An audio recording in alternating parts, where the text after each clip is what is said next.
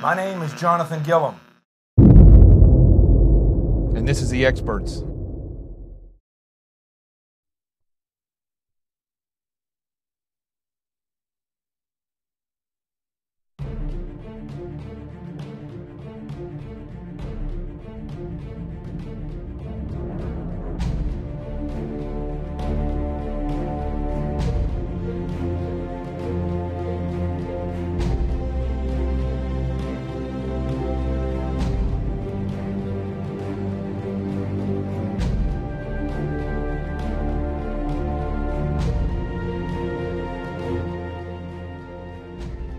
This is Jonathan Gillum.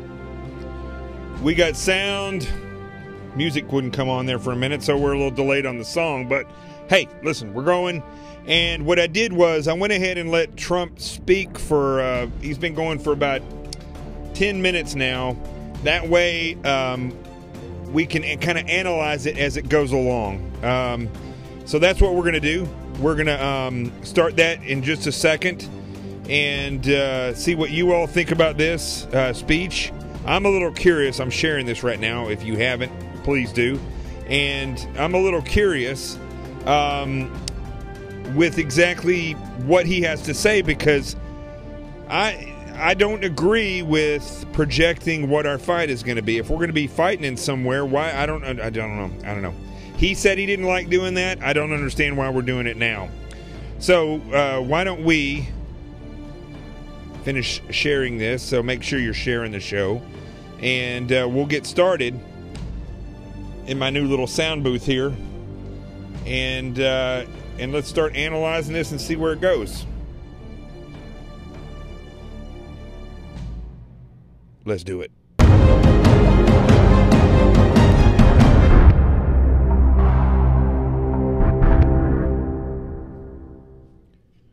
So I think we'll get straight to it. We'll go ahead and start the speech now. And I even made the intro to the show a little bit shorter just for tonight because of the speech. So why don't we go ahead and we are going to start this. And this comes courtesy of Newsmax. And it doesn't really matter if you can see it or not. I just want to let you know that I actually have it broadcast. You can't. This little computer is too far away. I have a monitor. We'll be getting to that here within the week or so. So let's go ahead and get started on the show. Thank you for joining me, and I'm going to see what you guys have to say about this. All the veterans that are out there. Big and intricate problems, but one way or another, these problems will be solved. I'm a problem solver, and in the end, we will win. We must address the reality of the world as it exists right now, the threats we face, and the confronting of all of the problems of today, and extremely predictable consequences of a hasty withdrawal. We need look no further than last week's vile, vicious attack in Barcelona to understand that terror groups will stop at nothing to commit the mass murder of innocent men, women, and children. You saw it for yourself. Horrible. As I outlined in my speech in Saudi Arabia 3 months ago, America and our partners are committed to stripping terrorists of their territory, cutting off their funding, and exposing the false allure of their evil ideology. Terrorists who slaughter innocent people will find no glory in this life or the next. They are nothing but thugs and criminals and predators and, that's right, losers. Working alongside our allies, we will break their will, dry up their recruitment, keep them from crossing our borders, and yes, we will defeat them. And we will defeat them handily. In Afghanistan and Pakistan, America's interests are clear. We must stop the resurgence of safe havens that enable terrorists to threaten America. And we must prevent nuclear weapons and materials from coming into the hands of terrorists. He needs to add Antifa into this. Against us or anywhere in the world. And Black Lives Matter. For that matter. And But neo-Nazis. to prosecute this war, we will learn from history. As a result of our comprehensive review, American strategy in Afghanistan and South Asia will change dramatically in the following ways. A core pillar of our new strategy is a shift from a time-based approach to one based on conditions. I've said it many times how counterproductive it is for the United States to announce in advance the dates we intend to begin or end military options.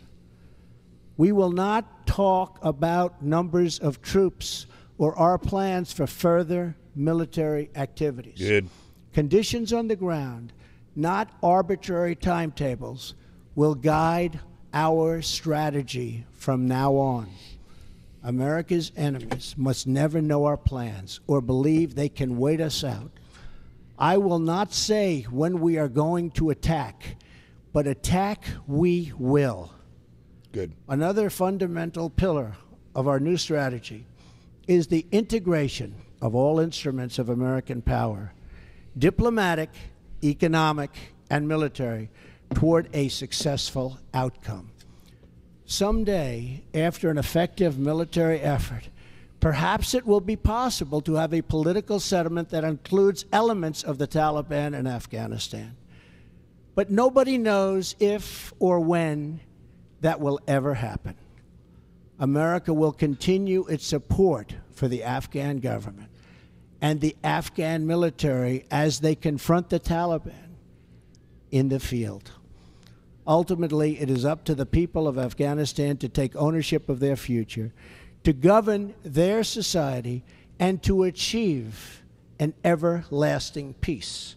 We are a partner and a friend, but we will not dictate to the Afghan people how to live or how to govern their own complex society. We are not nation building again. We are killing terrorists. The next pillar of our new strategy is to change the approach and how to deal with Pakistan. We can no longer be silent about Pakistan's safe havens for terrorist organizations, the Taliban, and other groups that pose a threat to the region and beyond. Pakistan has much to gain from partnering with our effort in Afghanistan. It has much to lose by continuing to harbor criminals and terrorists. In the past, Pakistan has been a valued partner. Our militaries have worked together against common enemies. The Pakistani people have suffered greatly from terrorism and extremism. We recognize those contributions and those sacrifices. But Pakistan has also sheltered the same organizations that try every single day to kill our people. We have been paying Pakistan billions and billions of dollars. At the same time, they are housing the very terrorists that we are fighting. But that will have to change, and that will change immediately. No partnership can survive a country's harboring of militants and terrorists who target U.S. service members and officials. It is time for Pakistan to demonstrate its commitment to civilization, order, and to peace. Another critical part of the South Asia strategy for America is to further develop its strategic partnership with India, the world's largest democracy and a key security and economic partner of the United States. We appreciate India's important contributions to stability in Afghanistan, but India makes billions of dollars in trade with the United States, and we want them to help us more with Afghanistan, especially in the area of economic assistance and development. We are committed to pursuing our shared objectives for peace and security in South Asia and the broader Indo-Pacific region. Finally, my administration will ensure that you, the brave defenders of the American people, will have the necessary tools and rules of engagement to make this strategy work, and work effectively, and work quickly. I have already lifted restrictions the previous administration placed on our warfighters that prevented the Secretary of Defense and our commanders in the field from fully and swiftly waging battle against the enemy. Micromanagement from Washington, D.C. does not win battles. They're won in the field, drawing upon the judgment and expertise of wartime commanders and frontline soldiers, acting in real time with real authority and with a clear mission to defeat the enemy. That's why we will also expand authority for American armed forces to target the terrorist and criminal networks that sow violence and chaos throughout Afghanistan. These killers need to know they have nowhere to hide, that no place is beyond the reach of American might and American arms.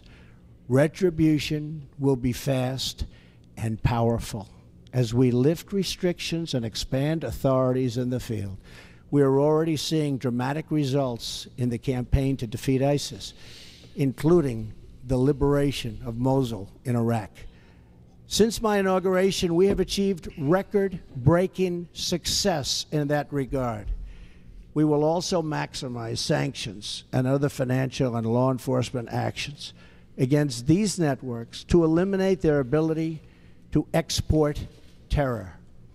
When America commits its warriors to battle, we must ensure they have every weapon to apply swift, decisive, and overwhelming force. Our troops will fight to win. We will fight to win. From now on, victory will have a clear definition: attacking our enemies, obliterating ISIS, crushing al-Qaeda, preventing the Taliban from taking over Afghanistan, and stopping mass terror attacks against America before they emerge. We will ask our NATO allies and global partners to support our new strategy with additional troop and funding increases in line with our own. We are confident they will. Since taking office, I have made clear that our allies and partners must contribute much more money to our collective defense, and they have done so. In this struggle, the heaviest burden will continue to be borne by the good people of Afghanistan and their courageous armed forces. As the Prime Minister of Afghanistan has promised, we are going to participate in economic development to help defray the cost of this war to us. Afghanistan is fighting to defend and secure their country against the same enemies who threaten us. The stronger the Afghan security forces become, the less we will have to do. Afghans will secure and build their own nation and define their own future. We want them to succeed, but we will no longer use American military might to construct democracies in faraway lands or try to rebuild other countries in our own image. Those days are now over. Instead, we will work with allies and partners to protect our shared interests. We are not asking others to change their way of life, but to pursue common goals that allow our children to live better and safer lives. This principled realism will guide our decisions moving forward. Military power alone will not bring peace to Afghanistan or stop the terrorist threat arising in that country. But strategically applied force aims to create the conditions for a political process to achieve a lasting peace. America will work with the Afghan government as long as we see determination and progress. However, our commitment is not unlimited, and our support is not a blank check. The government of Afghanistan must carry their share of the military, political, and economic burden. The American people expect to see real reforms, real progress, and real results. Our patience is not unlimited. We will keep our eyes wide open. In abiding by the oath I took on January 20th, I will remain steadfast in protecting American lives and American interests. In this effort, we will make common cause with any nation that chooses to stand and fight alongside us against this global threat. Terrorists, take heed. America will never let up until you are dealt a lasting defeat. Under my administration, many billions of dollars more is being spent on our military, and this includes vast amounts being spent on our nuclear arsenal and missile defense. In every generation, we have faced down evil, and we have always prevailed. We prevailed because we know who we are and what we are fighting for. Not far from where we are gathered tonight, hundreds of thousands of America's greatest patriots lay in eternal rest at Arlington National Cemetery. There is more courage, sacrifice, and love in those hallowed grounds than in any other spot on the face of the earth. Many of those who have fought and died in Afghanistan enlisted in the months after September 11th, 2001. They volunteered for a simple reason. They loved America, and they were determined to protect her. Now we must secure the cause for which they gave their lives. We must unite to defend America from its enemies abroad. We must restore the bonds of loyalty among our citizens at home, and we must achieve an honorable and enduring outcome worthy of the enormous price that so many have paid. Our actions, and in the months to come, all of them will honor the sacrifice of every fallen hero, every family who lost a loved one, and every wounded warrior who shed their blood in defense of our great nation. With our resolve, we will ensure that your service and that your families will bring about the defeat of our enemies and the arrival of peace. We will push onward to victory with power in our hearts, courage in our souls, and everlasting pride in each and every one of you. Thank you. May God bless our military, and may God bless the United States of America. Thank you very much. Thank you.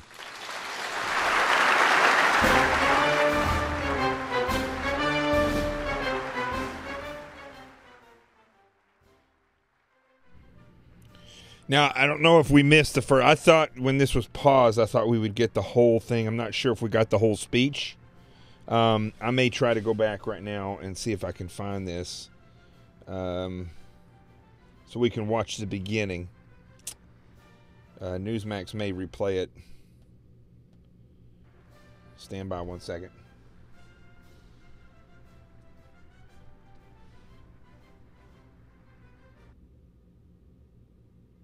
Stand by.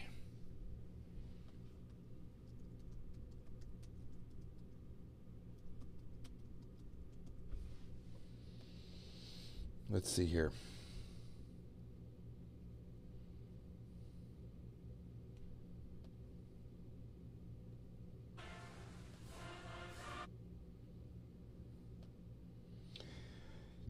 Okay, we'll be able to start this from when he started speaking, I believe. Yes. So we'll go through it. We'll go through it.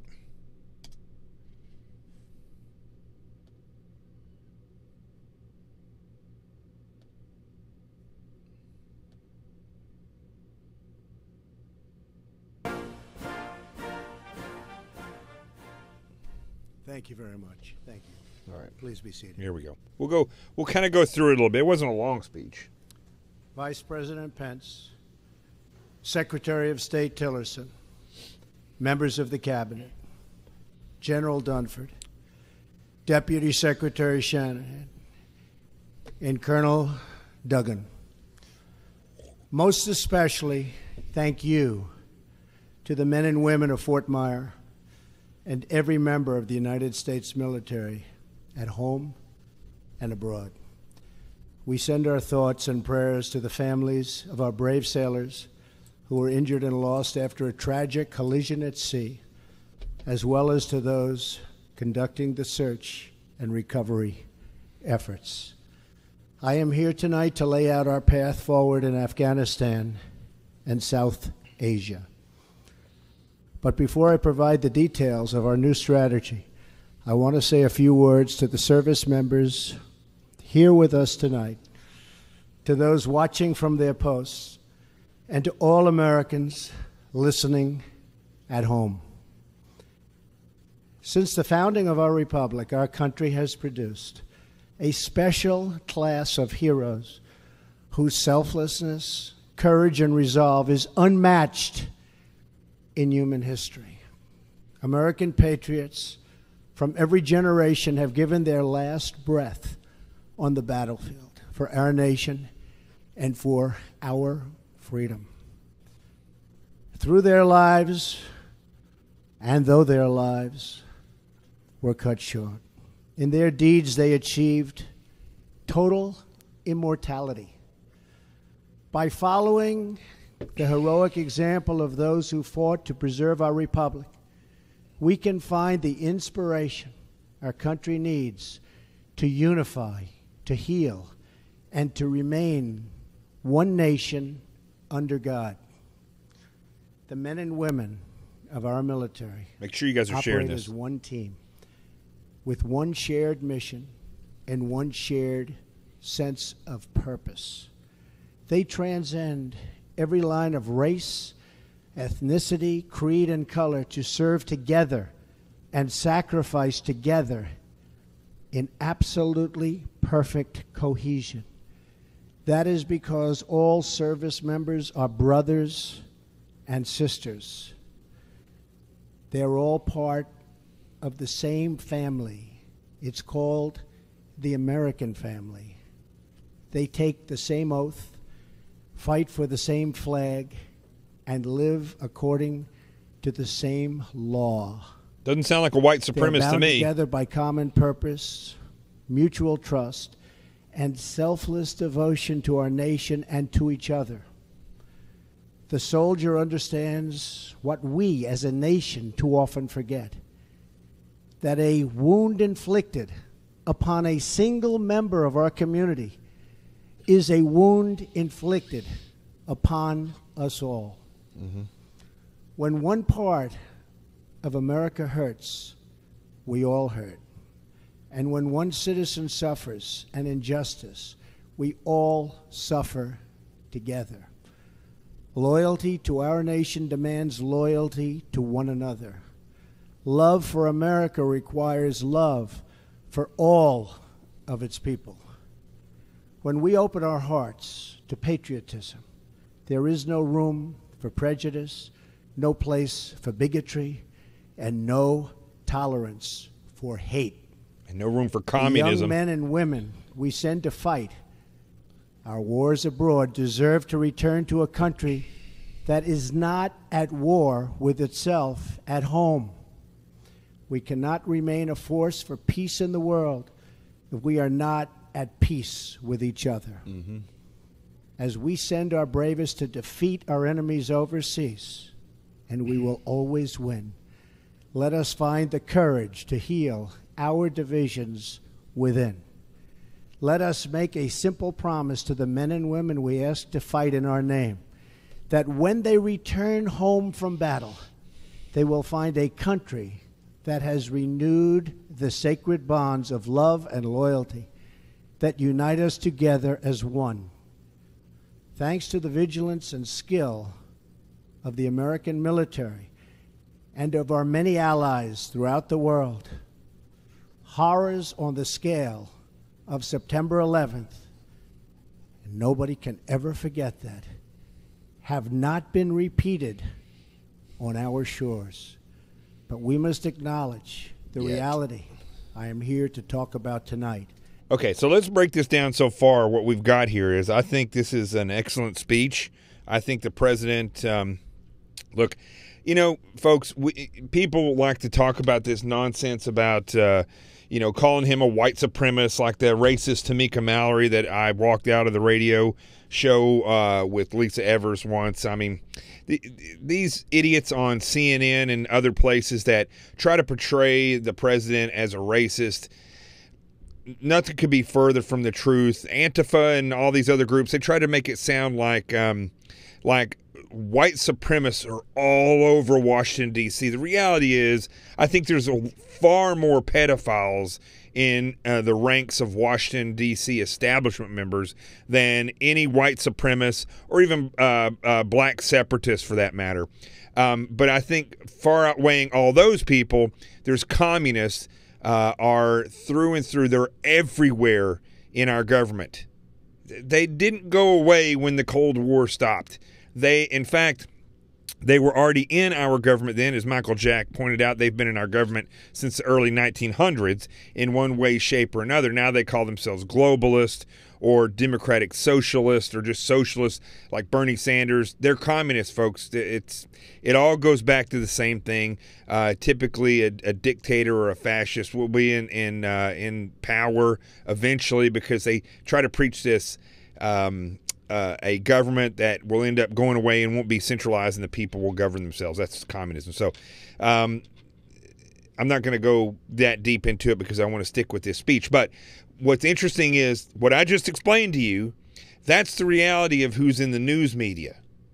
Okay, so if that's the case, if you turn your television over right now, I would imagine CNN, I don't have it on. Really, what we should do is start analyzing what they're saying afterwards. Maybe we'll do that next time. I don't know legally what I can do on here. But I will tell you that I already know that they're probably over there bashing this speech. I thought this was a great speech, and I thought this beginning of what he's saying here is so profound compared to what the last president said. President Bush, 43, I know he really loved the troops. I don't particularly care for his style of leadership. I think he's a globalist. I think his father's a globalist. And so therefore we have a real problem. I feel the same thing with Mike Pence and many other in this administration. But definitely when we look at the media and the former speeches by presidents, you just don't get this normal love of the nation, normal understanding of what it means to serve. I think the president, when he speaks like this, is speaking from the heart, and it's reality. I think it's absolutely reality, and what he's saying, he means. And look, is he reading from a teleprompter, a lot of the stuff? Yes, but he likes to veer off from the teleprompter, and I think that I just feel in his heart he wouldn't have been able to run for a campaign like he did with little to no teleprompter, with the language that he uses, because people who don't love this country, they don't use this kind of language. And it maybe if they're lying, or maybe if it's on his. So somebody used to tell me they're having Paul Ryan town hall on CNN. So did they even cover? I don't have my TV on, so I can't. I just redid my studio, and I don't have a TV in here yet, so I don't know. I wasn't watching, so I don't really care what CNN's doing anyway. But the reality is, what I'm trying to get at is, just at the beginning of this speech, I think you're seeing how he understands what a soldier, airman, sailor, Marine, what they do when they put on the uniform, strap on the guns, board the ship, and go out and do their job, and why they do it, and the cost of sacrifice and the cost of freedom. I didn't get that from the last administration. I think most likely, if I was going to analyze it from a subject matter expert of how people, great vast majority of the work that I've done over the past 20 years has been watching people and behaviors. And I think that, hold on, I got to let Rico out.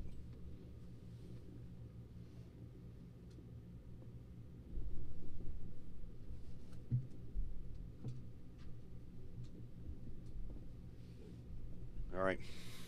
So I got a new studio. It's got a door. So now I may have to put a doggy door in here. But anyway, so I think with the last president, as I was saying, based on my training and experience of watching people and their motivations, I think the last president is a communist. I think he is a separatist. I think he hates the Constitution, and it was bred by the powers that be. I know this sounds conspiratorial, but I think he was put in power not because of his knowledge or expertise or experience in leadership. I think Barack Obama was chosen a long time ago to be the first dark-skinned president, whatever that means, in office. And I think Hillary Clinton was probably the one that was chosen to be the first female, as if that's going to determine whether or not somebody can lead this country.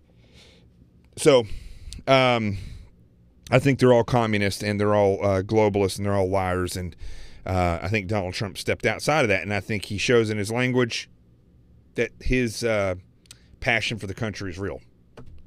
Let's go on with the speech.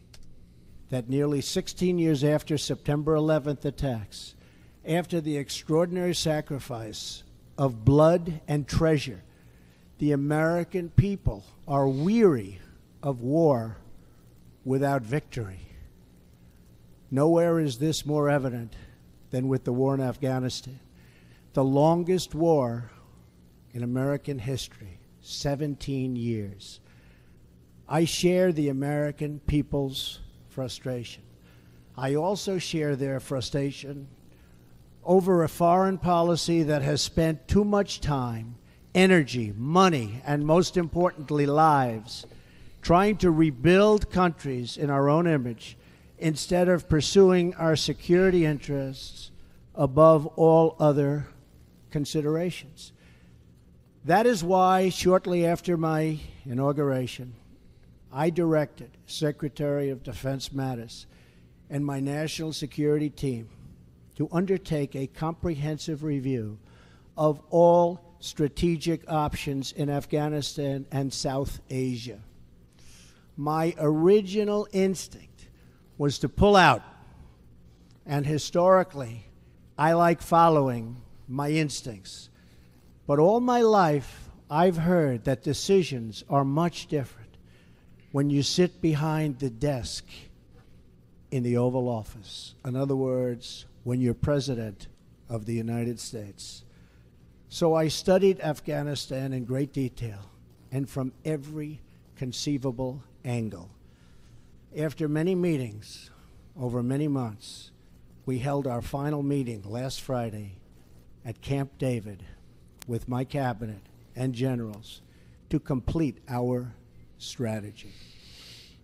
I arrived at three fundamental conclusions about America's core interests in Afghanistan. First, our nation must seek an honorable and enduring outcome worthy of the tremendous sacrifices that have been made, especially the sacrifices of lives.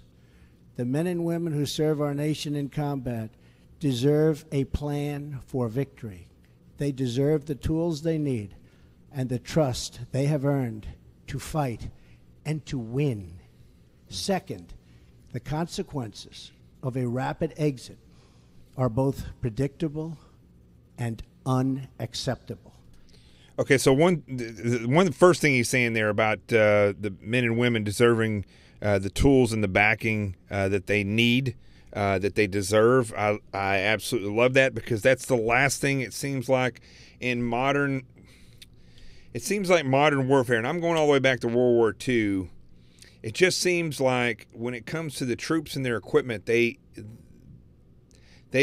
don't always get what they need. They don't get the equipment that they need. And I've been there. I've in the SEAL teams, I don't know what it is like now, but I have a feeling it's not that much different. That unless you're over at 6, the equipment that you're going to get, unless you're with a Tier 1 group, the equipment that you're gonna get is it's not going to be secondhand, but it's not going to be the best quality equipment, and there's not going to be a plethora of that equipment to go around. So you may have guys in platoons. I know it's hard for people to believe. You may have people in platoons that don't all have night vision, or they don't all have aim points or ACOGs on their weapons. And I don't know why that is. You would think in the professional military that everybody would have the best equipment that any gun guru out there would have. But that, for some reason, has always been a problem. You know, why is getting a brown T-shirt so hard in the military, or extra socks, or a new pair of boots? That should be like, it should be given out like, I need a new protein bar. Just give it to them. You know what I mean? It's like shoes, the best quality shoes, however many pairs of shoes they need, T-shirts, socks. Why is this stuff so difficult to get to the veterans, active duty veterans in the military? I don't know. So anyway, the other thing he's talking about right there is the process of stepping out of Afghanistan altogether. Now, I like what he's saying in that his perception was always go with your gut. And he's had some failures. He's come back from those failures. He's had times where he started businesses and they didn't work out, so his gut wasn't right in there. And what he's saying here is that he always heard that being behind the desk in the White House in the Oval Office as the President of the United States is a completely decision-making process than you would in business or other things. I have no doubt about that, and I'm sure that there's so much stuff that they are presented with that we don't know about. The structure, you know, everybody likes to talk about how the United States isn't the world police. Well, a lot of the times there's world leaders and other people that are begging for our help, and it is a condition of our relationship as far as allies go. Maybe there's minerals there, or in the case of the poppy plant, there might be an issue where other countries are going to utilize this stuff for industrial growth, and it could seriously have an impact on our country. I don't know. Those are things he's faced with. So the decisions to do it are going to be based on different sets of information that we're going to have. I know that for sure from being in the military. And what we call the higher command, that is the people that, the generals and stuff, they have more information than we'll ever have. So I can understand those decisions being much more difficult when you're behind the desk of the president in the Oval Office and you're given this other set of information and material. So I can see where he's going with this, and pulling out is not necessarily the easiest option for this. 9/11, the worst terrorist attack in our history, was planned and directed from Afghanistan because that country was ruled by a government that gave comfort and shelter to terrorists. A hasty withdrawal would create a vacuum that terrorists, including ISIS and Al-Qaeda, would instantly fill, just as happened before September 11th. And as we know, in 2011, America hastily and mistakenly withdrew from Iraq. As a result, our hard-won gains slipped back into the hands of terrorist enemies. Our soldiers watched as cities they had fought for and bled to liberate, and won, were occupied by a terrorist group called ISIS.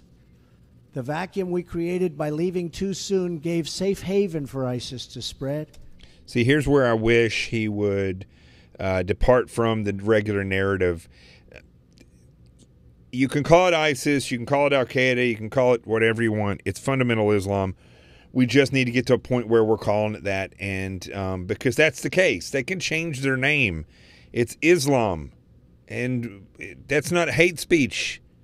That's the fundamental tactics, techniques, and procedures that were used by Muhammad 1,400 years ago. So I don't know why it's so difficult for us to depart from this typical speech and get back to the reality. I wish he would do that, especially in the case when he has McMaster And from my understanding, Tillerson, who I didn't know was like this, even Mattis, who won't, or at least feel uncomfortable uttering the words radical Islam.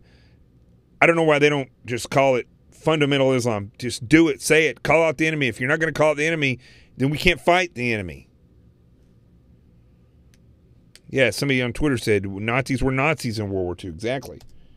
To grow, recruit, and launch attacks. We cannot repeat in Afghanistan the mistake our leaders made in Iraq. Third and finally, I concluded that the security threats we face in Afghanistan and the broader region are immense. Today, 20 U.S. designated foreign terrorist organizations are active in Afghanistan and Pakistan, the highest concentration in any region, anywhere in the world. For its part, Pakistan often gives safe haven to agents of chaos, violence, and terror. So, first time I've heard a president actually go after Pakistan recently in our recent history. People, for some reason, have avoided Pakistan. I don't know why, but Pakistan is a problem, and it is a haven for these terrorists. That's where Osama bin Laden was hanging out. Why is this not something that has been looked at before? I know that we've operated immensely in Pakistan, but the reality is we have not looked at Pakistan as a major problem. And the American people don't quite realize what that problem actually consists of. So it's good to hear that he's bringing up Pakistan and the realities of the dangers of Pakistan. The threat is worse because Pakistan and India are two nuclear-armed states whose tense relations threaten to spiral into conflict, and that could happen. No one denies that we have inherited a challenging and troubling situation in Afghanistan and South Asia, but we do not have the luxury of going back in time and making different or better decisions. When I became president, I was given a bad and very complex hand, but I fully knew what I was getting into. Big and intricate problems. But one way or another, these problems will be solved. I'm a problem solver. And in the end, we will win. We must address the reality of the world as it exists right now, the threats we face, and the confronting of all of the problems of today, and extremely predictable consequences of a hasty withdrawal.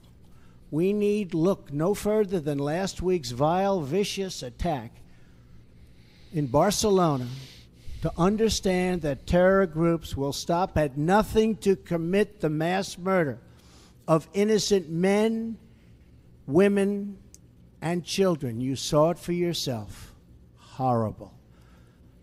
As I outlined in my speech in Saudi Arabia 3 months ago, America and our partners are committed to stripping terrorists of their territory, cutting off their funding, and exposing the false allure of their evil ideology.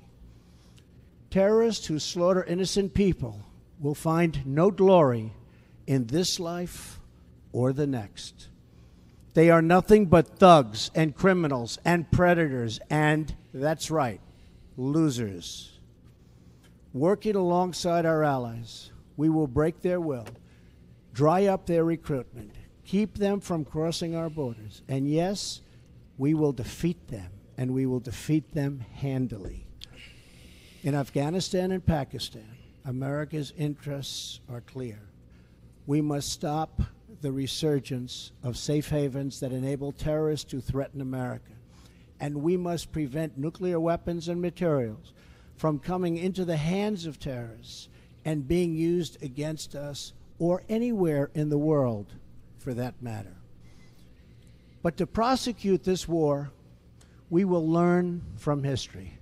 As a result of our comprehensive review, American strategy in Afghanistan and South Asia will change dramatically in the following ways. A core pillar of our new strategy is a shift from a time-based approach to one based on conditions. I've said it many times how counterproductive it is for the United States to announce in advance the dates we intend to begin. I mean, why does this seem groundbreaking? The fact that he's saying, you know, basically we're going to look at what's effective, at what, however much time we need, that's how long we're going to be there, instead of saying that we are going to be out at this point in time. Well, it's war. You can't determine that unless you're going to go in and just literally say, we're going to bomb everything until it's dead and we're going to give it this much time.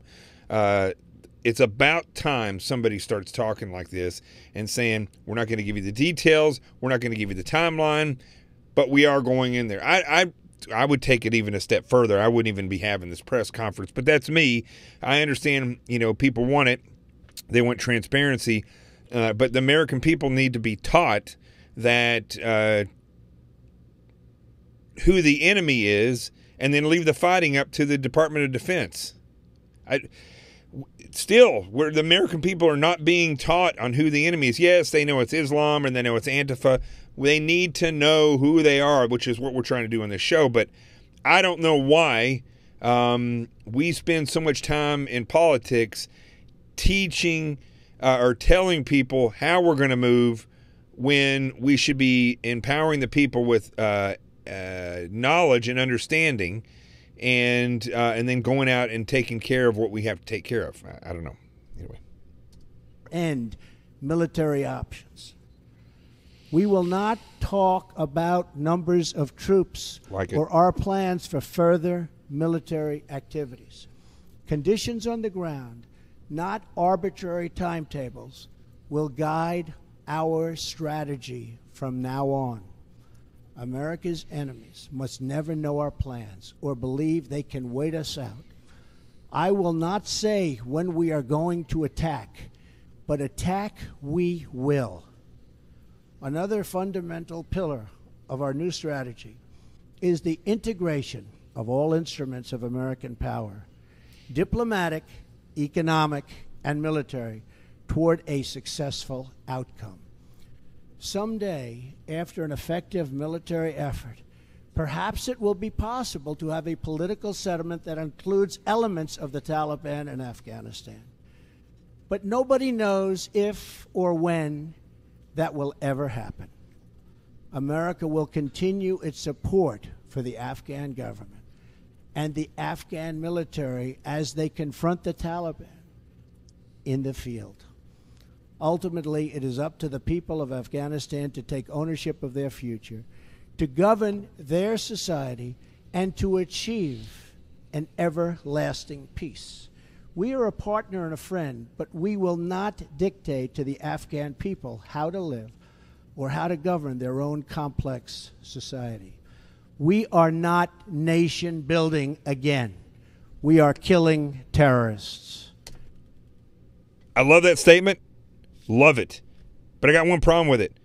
Stop calling them terrorists. Terrorism is a tactic. Yes, I know people that go rob banks are called bank robbers. All right, these people are come over and create or carry out terrorist attacks around the world. They are terrorists. However, what he's talking about, we don't go to war and fight in Afghanistan against terrorists. We are going over there to fight against Islam. It's what it is, folks. I'm not making this up. I'm not. There's no hate group here. There's no hating on Muslims. This is the truth. We need to decide while we're over there, name the enemy, and say what it is. We're fighting Islam. Stop with this nonsense of calling it terrorism. Terrorism is a tactic. If I hit you in the head with a hammer, that means I'm a hammer attacker. If I use that hammer to hit you in a crowded place with lots of other people because I want people to see how ferocious I am so they'll follow me politically, that's terrorism. That's the truth. So that's called terror. That's a tactic of terrorism. However, if I have a religious ideology that utilizes that hammer every now and then as a way to use fear, to put out fear and intimidation, using that violence for a political aim. That is the use of terrorism. But the ideology itself and the global movement that it has is the enemy, and that is who we're fighting. We are not fighting terrorists. We are fighting a global ideology that is on the move and has a vision of conquering in their mind.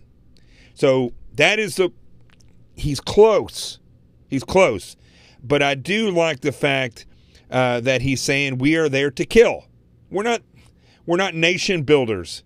We have groups of in the military, civil affairs that do assist the special forces in building stuff, but they still do it. It's still done from a human intelligence standpoint. However, this is the real reason our military exists, to kill and to win wars. The next pillar of our new strategy is to change the approach and how to deal with Pakistan. We can no longer be silent about Pakistan's safe havens for terrorist organizations, the Taliban, and other groups that pose a threat to the region and beyond. Pakistan has much to gain from partnering with our effort in Afghanistan. It has much to lose by continuing to harbor criminals and terrorists. In the past, Pakistan has been a valued partner. Our militaries have worked together against common enemies. The Pakistani people have suffered greatly from terrorism and extremism. We recognize those contributions and those sacrifices. But Pakistan has also sheltered the same organizations that try every single day to kill our people. We have been paying Pakistan billions and billions of dollars. At the same time, they are housing the very terrorists that we are fighting. But that will have to change, and that will change immediately. No partnership can survive a country's harboring of militants and terrorists who target U.S. service members and officials. It is time for Pakistan to demonstrate its commitment to civilization, order, and to peace. Another critical part of the South Asia strategy for America is to further develop its strategic partnership with India, the world's largest democracy and a key security and economic partner of the United States. We appreciate India's important contributions to stability in Afghanistan, but India makes billions of dollars in trade with the United States, and we want them to help us more with Afghanistan, especially in the area of economic assistance and development. We are committed to pursuing our shared objectives for peace and security in South Asia and the broader Indo-Pacific region.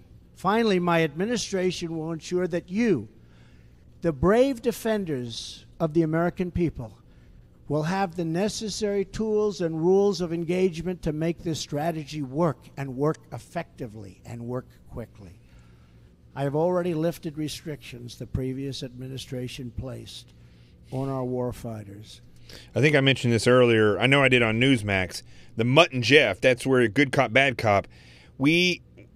I was never over in Iraq or Afghanistan as a SEAL. I was in Central South America. But in the FBI, we use that a lot, the good cop, bad cop stuff when we're doing interrogation. And they weren't able to utilize that. It's just a tactic. It's not like you're beating up anybody. It's not like the movies where you pull out a phone book. But they would have to get approval from the commanding general in the region in order to use that simple technique of interviewing. That is ridiculous. And a lot of these tactics and these rules of engagement came from not at all about what's effective in the field. It came from politicians saying, you can't do that because this politician got angry.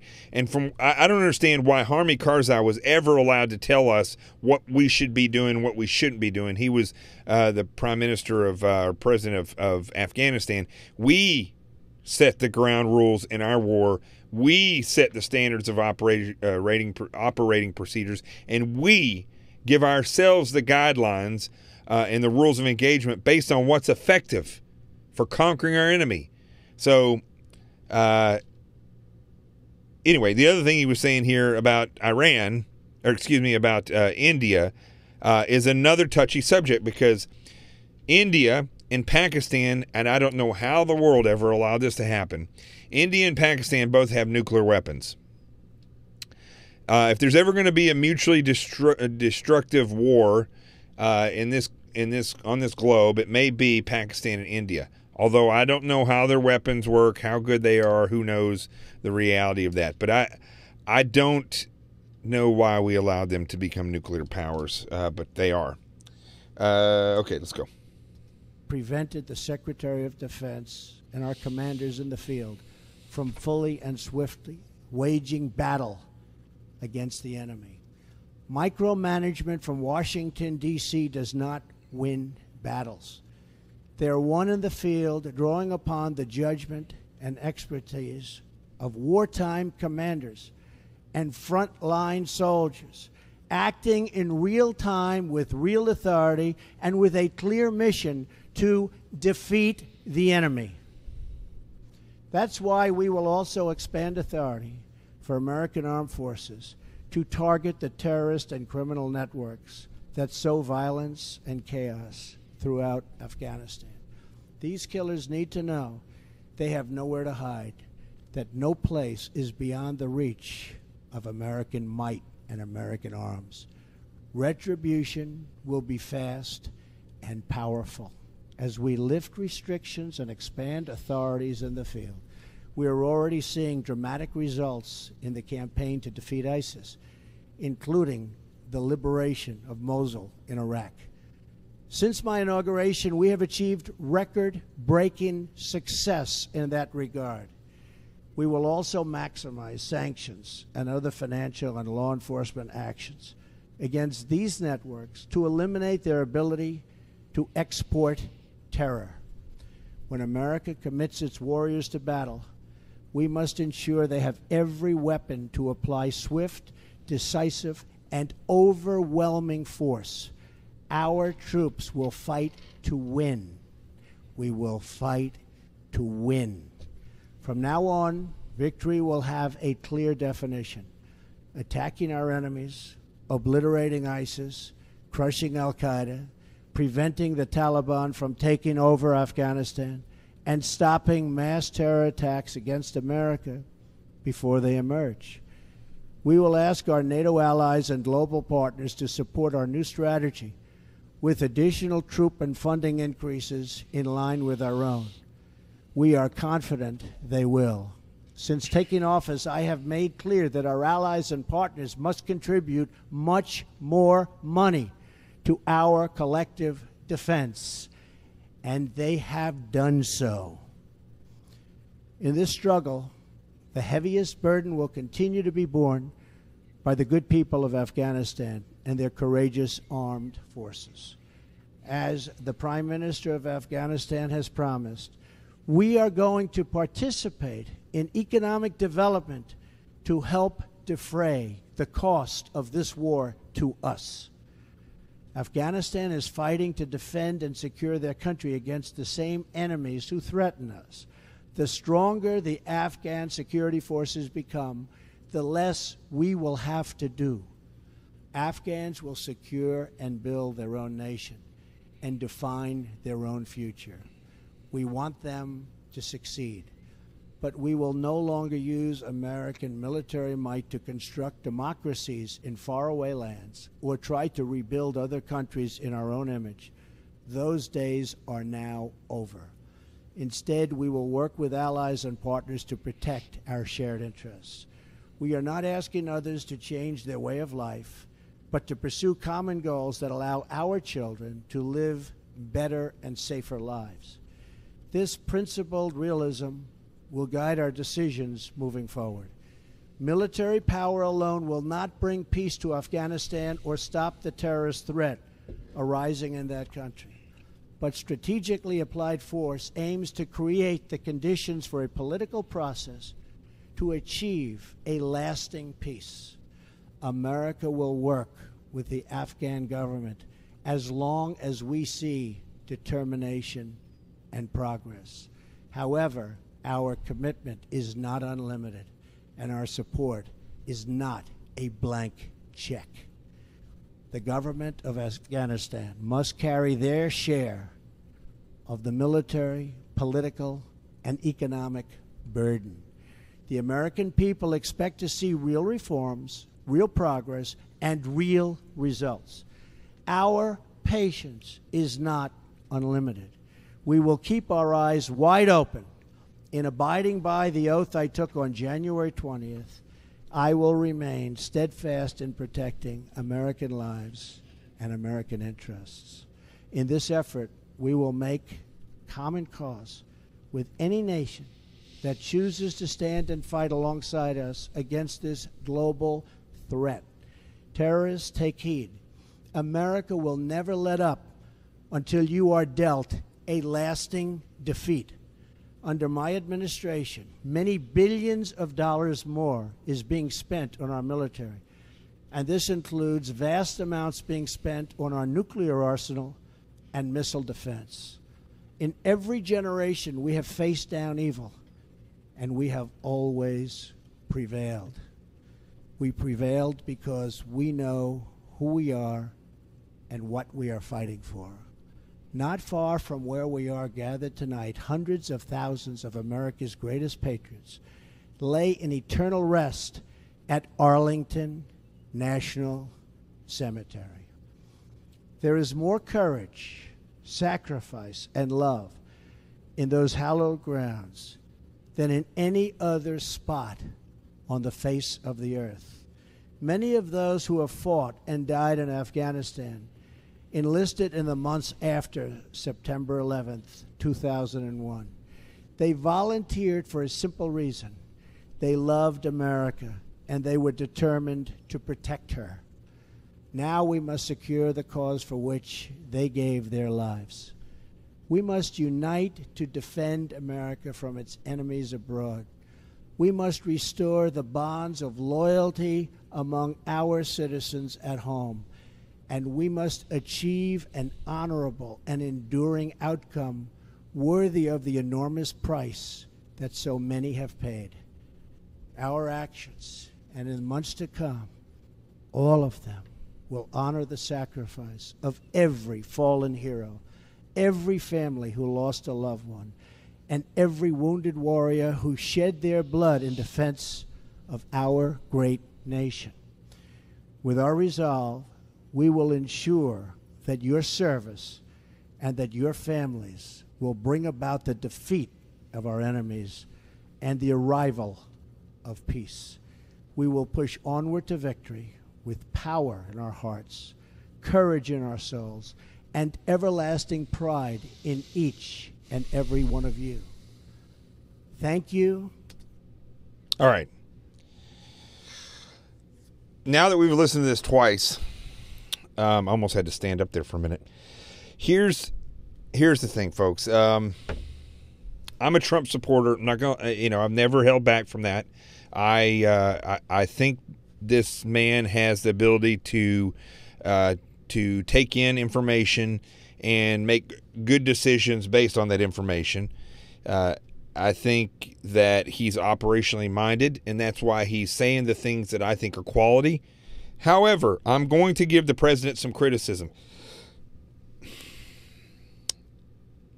When he was running for office, he was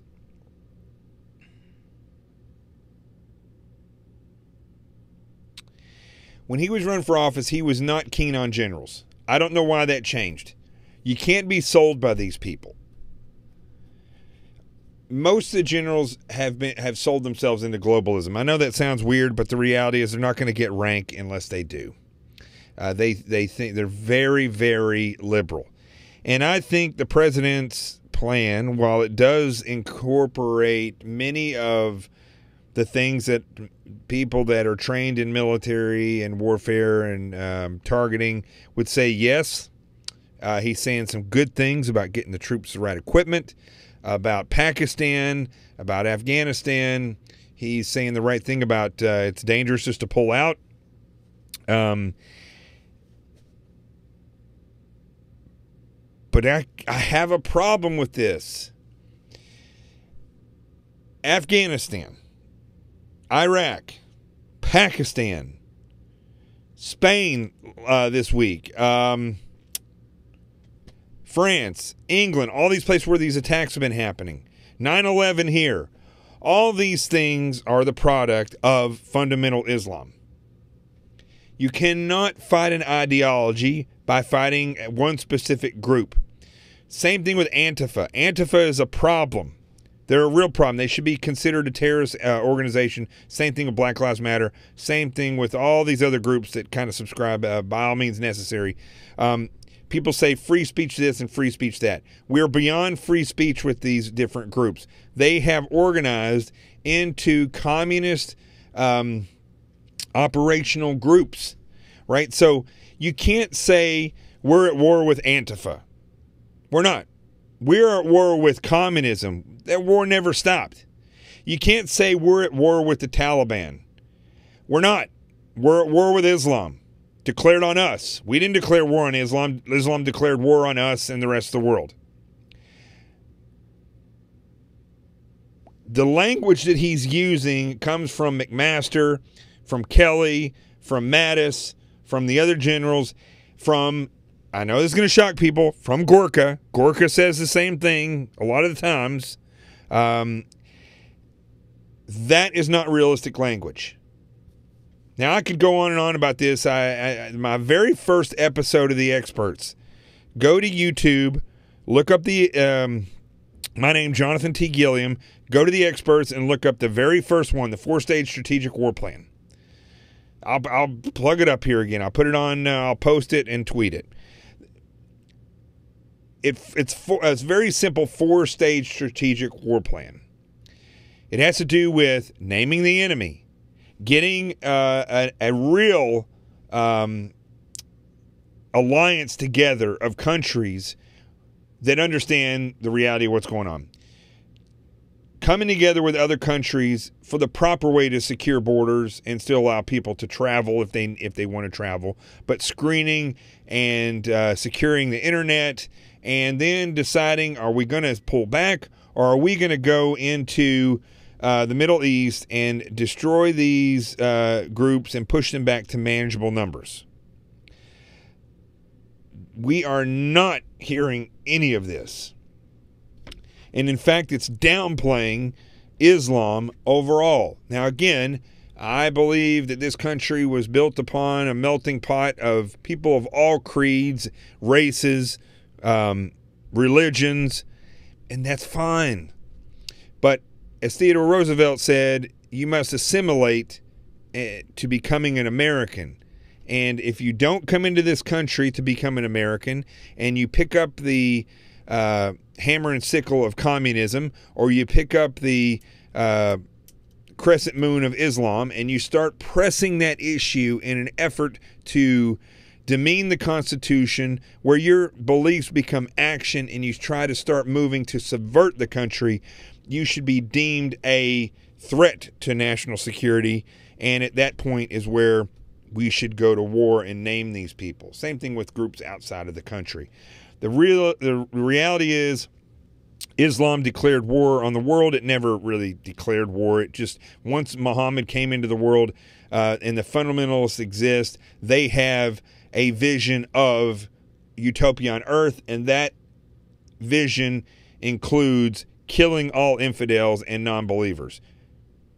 But we live in a time where Islam has learned to coexist in many ways, and so we have a group of progressive people. Most of them are not very religious. They very similar to other religions, where a lot of people actually in Israel, for instance, are atheists. Over 80% of all Israelis are atheists. So the religion doesn't play as big of a part as much as the historical, cultural significance of the holidays and so on and so forth. Those play a bigger part. I'm not saying people in Islam are atheists, but progressives don't take the fundamental movement of destroying the infidels so they can have their Messiah come back. They don't really go into that too much. So the reality is that hold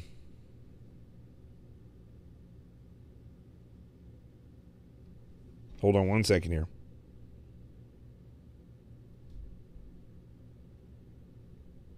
Hold on.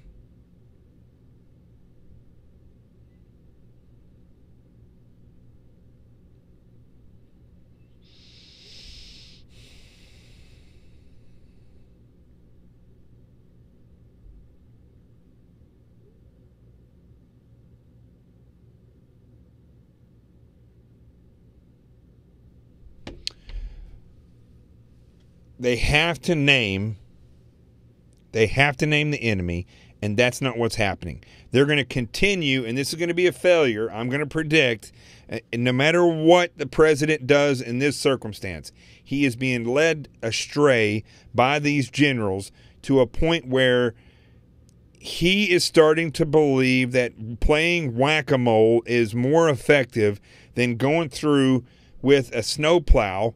And or for instance, let's just, instead of whack-a-mole, it snows. Okay, so it's the deepest over here, so you go over there and you shovel the snow out and you throw it over there. Well, by the time you get through doing that, the snow's going to be deep over there too. Now you go over there and you throw it to another place. The fact is, you got to get a snow blower, you got to get shovels, you got to clean the whole thing out and get it out of your yard and off the sidewalk and out of your driveway. That's the only way that you're going to clear snow. Same thing here. You can't go in and say, we are going to fight the Taliban. We're going to fight ISIS. You either come to terms with the reality of what's going on and you face that enemy and you fight it, or you get out and go home and build your own replica of the wall of China inside the United States that goes around the entire thing, and then you just secure yourself to a point that anybody that comes in here, you just annihilate them. It's one or the other. I know that sounds like those are two crazy choices, but it's true. So I don't agree with that part of the speech. Everything else he's saying in support of the troops and the ability to fight and not giving out secrets, I agree with all that stuff, but he's being led astray by generals that have political agendas and they will not name the enemy. That is the problem. Now, one other thing about this speech is I when it comes to these generals, they're very public, and they're on Twitter, they're on Facebook. Same thing with admirals. I'm saying generals, admirals too. They fly all over Afghanistan, they tweet stuff out, or even their wives get involved with it. I don't agree with that. I don't think that these people should be on social media when you get above a certain rank. If you want to be on social media, you want to take selfies, kissy face, get out of the military. I don't think that, look, if the military wanted to come up with their own private type of Facebook, I'm okay with that. That's cool. Do it. But I don't agree with these generals being media whores and social media whores, and their faces or their ideas and all these things are plastered all over the place. Twitter, Facebook. Shouldn't be. They should get out of there. They're in the business of war fighting, and that's what they should do. Pin drop. I don't know what else to say. Let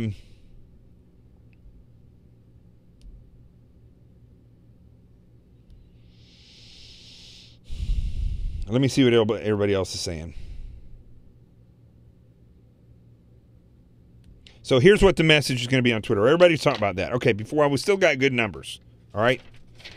I'm getting ready to make 2 memes, right? I'm going to make 2 pictures, and I'm going to put them up on my 1024. Kenny, you have to give me a little bit of time. 1035. I'll try to get done. I'll make 2 pictures. You take those pictures, or just go to my Twitter like we did the other day. It worked out much better, okay? You can pull it down and retweet if you want and do yourself. But I'm going to do 2 memes. I'm going to tweet them after this show. Just go there and retweet what I'm saying. I think you can even retweet it where you put your comments up there. Either way, that's fine. But you're going to retweet these memes. And what the first one's going to say is, President Trump Name the enemy before we go further in the fight. Terrorism is a tactic. Fundamental Islam is our enemy. We are fighting the global movement of Islam. Say it. All right, that's going to be in the picture. The other one is going to be, and I didn't even talk about this tonight, and we'll address Paul Ryan in this one as well. Paul Ryan is a traitor undermining President Trump by holding a town hall on CNN, Communist News Network, while Trump speaks on Afghanistan. There's no way he didn't know about this. Guarantee it. He could have postponed it. CNN could have postponed it, but they ran it while he's given his speech, and I can't stand Paul Ryan, and that pisses me off. All right, so those are two things. Give me a few minutes. Let me get those up. Make sure that you share this show. The other night we had great numbers, low sharing, so it didn't populate as well. Make sure you share this. Make sure you retweet it. You can retweet this as often as you want. Once you tweet something, retweet it. If you feel like your tweets aren't showing up, go ahead and do them and then go and retweet them. That will put them back out there.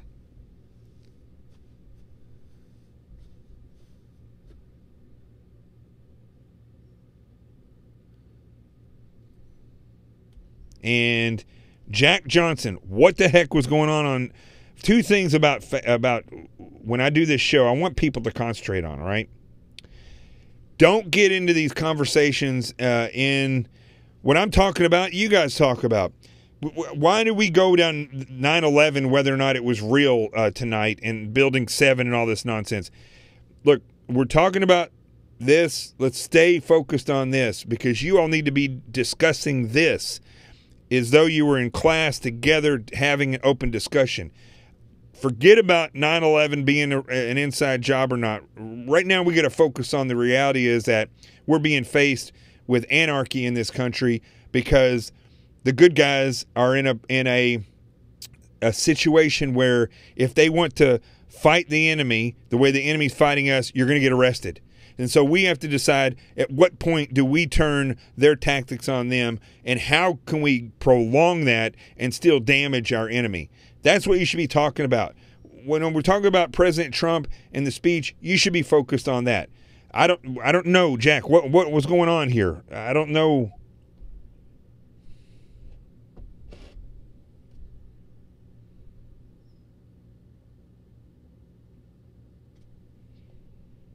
I don't know what was going on there. So let me fast forward back down here.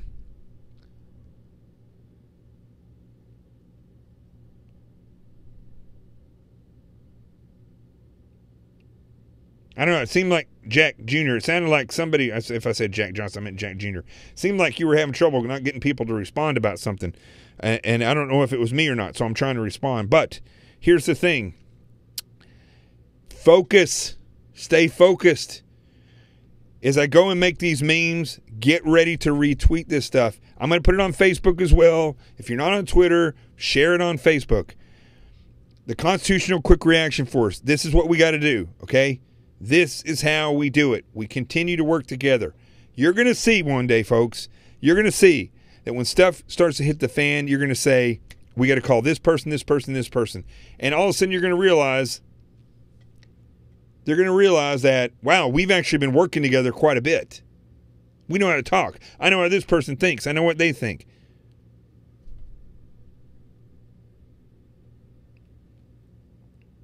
All right. Let's go to the Truth Zone. Good show. Good to be back. Listen, here's the other thing, folks. I'm going to take a week off. I have not missed a week since I started this show. With the exception when I was traveling for the show, and there were days when I wasn't able to do the show because I was traveling. I need a vacation. I need a few days off so I can recharge my batteries. So, oh, okay. Thanks, Jack. I didn't realize that. So, I just got to have a few days off. I'm probably going to do that next week. Maybe partially through this week. And not allowed. I need to focus, and I need to get myself, and I need to get prepared for what if Antifa turns on me? What if the Southern Poverty Law Center turns on me? How are we going? What if I start getting censored on Facebook and Twitter and YouTube? There's nothing on YouTube. They don't even populate my stuff on YouTube. I just do it mainly just to say I'm doing it. I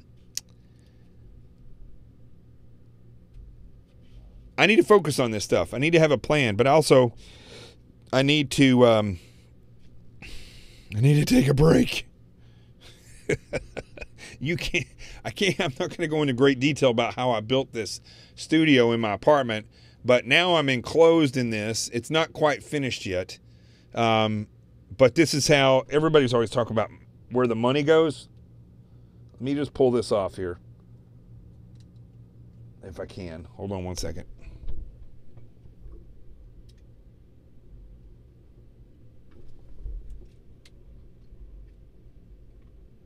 Stand by.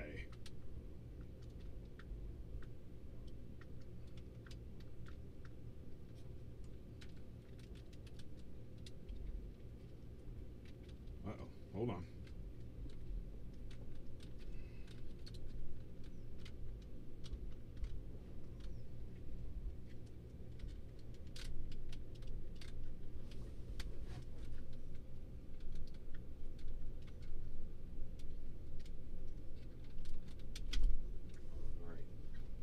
Okay.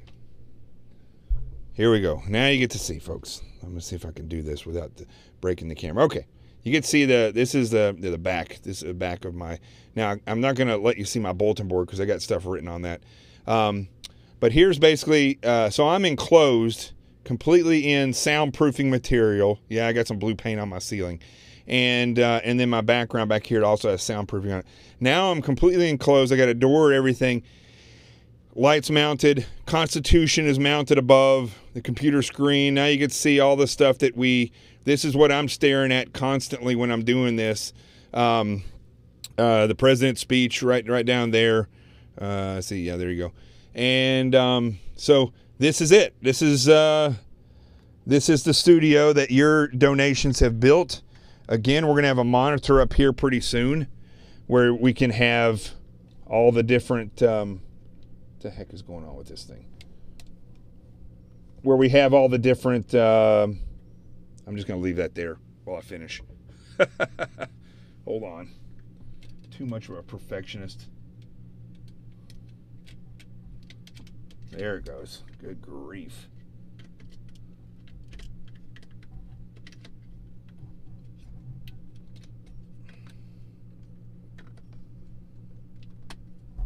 Boom, shakalaka. All right, now you know. This is what your money's been going to build. I've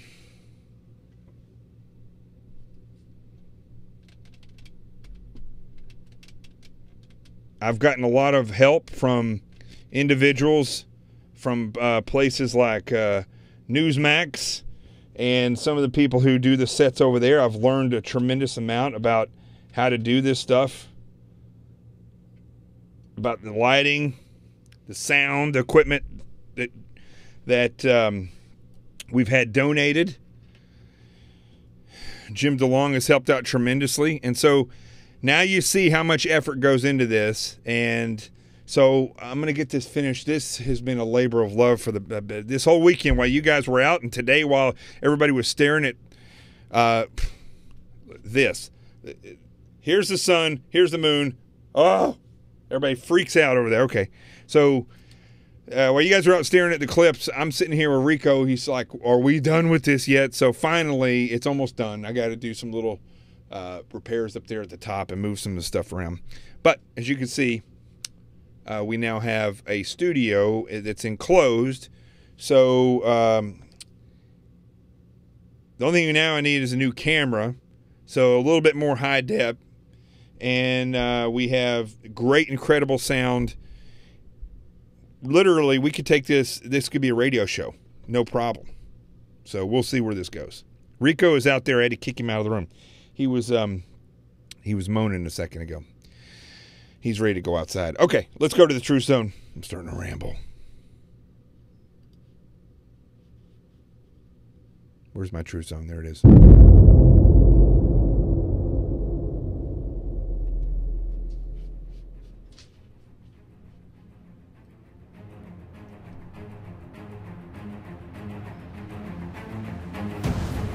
All right. This is it, folks. Great speech by the president. However, I think it came up short. I think that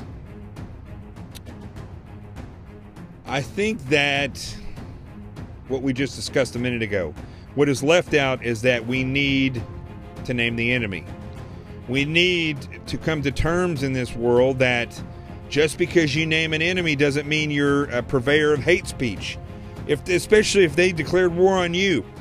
I've talked at length today with some people about the Southern Poverty Law Center, which basically is a fake company that the liberal media and liberal politicians utilize, and they make money by keeping this list of hate groups or people who further hate speech that is simply done to make them money. And a lot of these people that are on that list are counter jihad is on that list. They're not saying anything but the truth.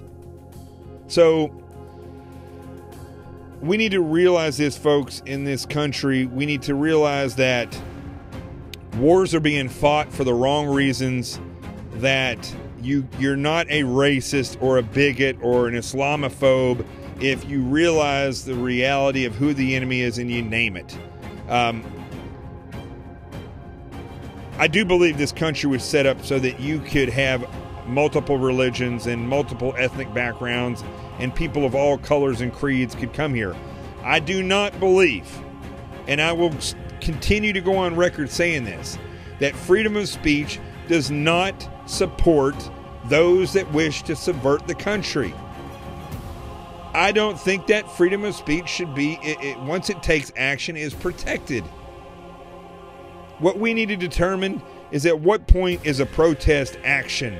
If you're going out to voice your opinion, that's one thing. But when you're going out and you're actually taking action, action is not protected by the First Amendment. I believe you should be able to say you hate this country and hate the flag.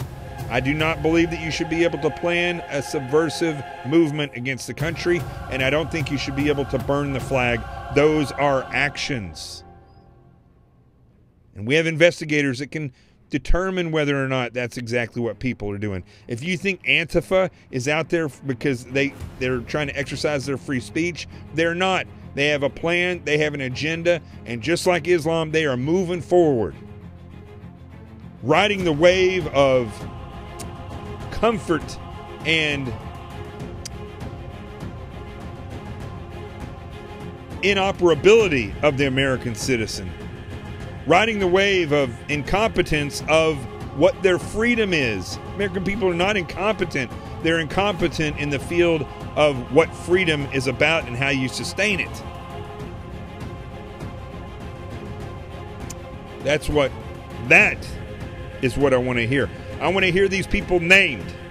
I want to hear whether or not we are going to go after them. The American people don't need to know the specifics. But I would like to know that we understand, the leaders understand the difference between strategic and tactical planning. We don't need to know the specifics. We do need to know whether or not and who our enemies are and whether or not we are going to confront it. And we need an administration that is willing to distance themselves from generals that have sold themselves into political hell. I'm Jonathan Gillum. Rico's down there on the floor asleep. And this is The Experts. I'll see you tomorrow, 9 p.m. The truth has arrived. And don't forget, I'm getting ready to make those memes and put them up right now. 10:45. We'll say 10:45. Peace.